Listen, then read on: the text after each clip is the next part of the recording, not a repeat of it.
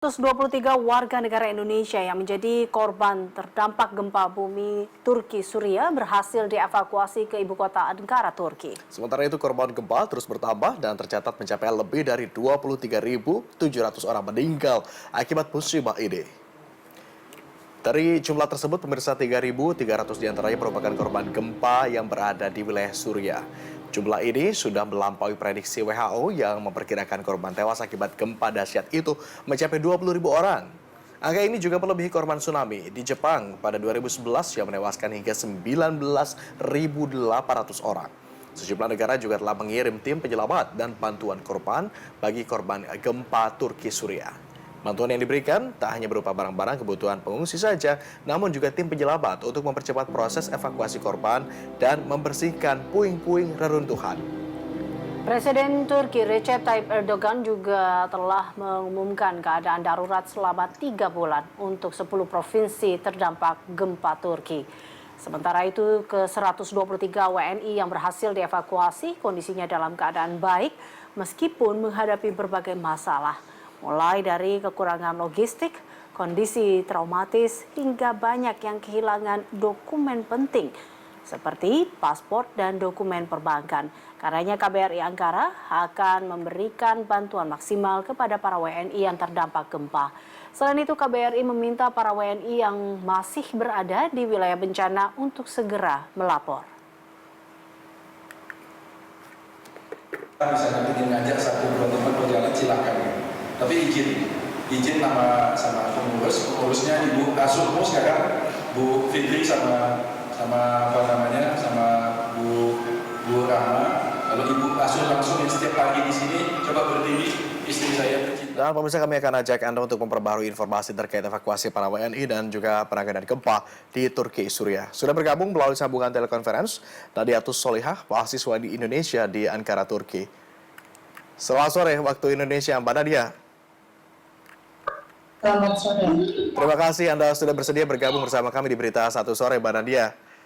Informasi terbaru, kami dengar ada 123 WNI sudah berhasil dievakuasi ke Ankara. Bagaimana kondisi para WNI yang berhasil dievakuasi ini? Alhamdulillah untuk saat ini semua sehat dan aman karena kami semua sudah berkumpul di Wisma KBRI saat ini. Ya, saat ini apakah semuanya diinapkan di KBRI begitu atau sudah disiapkan tempat pengungsian khusus di sana? Kami di sini tinggal di Wisma KBRI Ankara. Jadi untuk semua korban dari 10 kota itu, jadi kita semua mengungsi di daerah sini dan kita dibagi antara semua wanita yang menjadi korban dan laki-laki. Oke, Mbak Nadia, tetapi bagaimana dengan pendataannya? Apa benar ini sudah mencakup keseluruhan atau masih ada yang kemudian belum terdata? Kurang lebih sih segitu. Oke.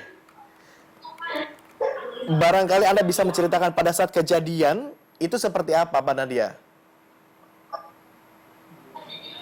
Jadi gempa di sini kan masih jam 4 waktu Turki. Nah, ketika itu kita semua masih pada tidur dan saya juga baru sadar ada terjadi gempa itu ketika tidur juga. Akhirnya karena gempa itu ketika saya bangun itu langsung bergoyang besar banget. Jadi saya tidak berani untuk keluar dan saya menetapkan untuk tinggal dulu di dalam kamar sampai gempa pertama itu selesai.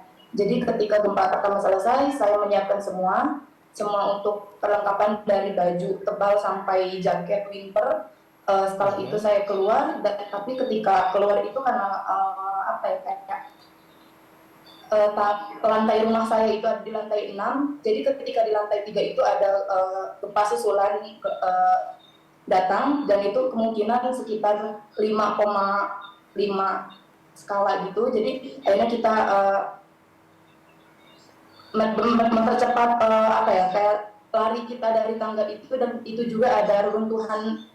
Alhamdulillah saya keluar dan ketika keluar itu udah ada rumah-rumah yang hancur gitu. Jadi akhirnya karena di daerah rumah itu ada teman saya orang Indonesia juga laki-laki, jadi kita tuh langsung bergabung di satu tempat. Setelah itu kita ke tempat polisi karena di situ juga dekat dengan kantor polisi. Akhirnya kita mengungsi di situ sampai matahari terbit. Setelah itu kita mencari tempat yang lebih aman. Kita ke kantor Kejaksaan Kahramanmaras.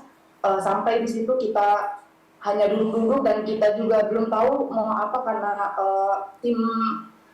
tim semua yang membantu itu lebih fokus ke bangunan yang runtuh karena banyak juga yang korban terkena reruntuhan. Akhirnya kita diam dulu, kita mengungsi di situ, tapi ternyata ketika jam 3 itu ada gempa susulan lagi dan kita merasakan karena itu besar banget. Akhirnya kita mencoba buat keluar.